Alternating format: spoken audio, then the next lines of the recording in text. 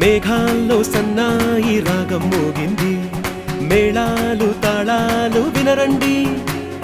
సిరికి శ్రీహరికి కళ్యాణం కానుంది, శ్రీరస్తు శుభమస్తు అనరండి.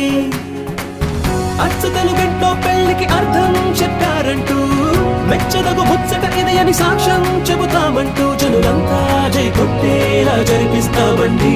అందాల కుందనపు బొమ్మవని జత చేరి